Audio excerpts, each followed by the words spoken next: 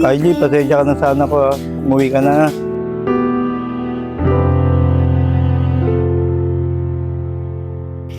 Nay, lalabas ako. Ang boring dito sa bahay eh.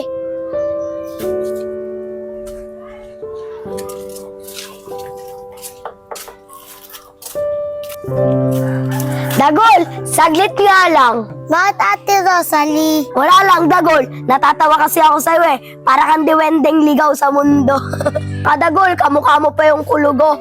Mukhang kulugo, ligaw sa mundo. Mukhang kulugo, Pero Rosalie, ligaw. anak, anong ginagawa mo? Ba't inaasar mo si Dagul? Di Jackie, nasar po ako ni Rosalie. Oo, Dagul, huwag kang mag-alala. Narinig ko lahat ng pang-aasar sa'yo ni Rosalie. O Rosalie, bakit naman inaasar mo si Dagul ng ganyan? Eh kung ikaw ang asar-asarin na ganyan, di ba magagalit ka din? Tsaka anak, bakit ganyan? Wala naman akong tinuturo sa'yo masama. Bakit ganyan ang ginagawa mo? Nay, wag yung akong pakialaman. Wala naman akong ginagawang masama ah. Natutuwa lang naman ako asarin si Dagul ah. Nay, aalis na nga ako. Kulugong ligaw. Diyan ka na nga.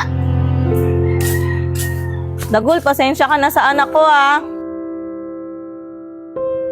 Rosalie, anak, bumili ka nga muna ng bigas. Magsasaing muna ako. Ano, Nay? Uutusan mo ko. Eh, nagsiselfon ako dito eh. Ang lapit-lapit lang naman ng tindahan ah. May paka naman, di ka marunong bumili. Utos kayo ng utos, Nay. Di ka mong di pa ako tapos mag-cellphone, diba? Aba anak, Rosalie, wala akong ibang uutusan dito. Tsaka para sa atin naman yun, mamaya kakainin mo para lulutuin ko na nga eh. Magsasaing na ako eh. Ay, naku, Nay. Ikaw na, Nay, bumili ng bigas mo. Nako, bahala ka na ngang bata ka. Ako na nga.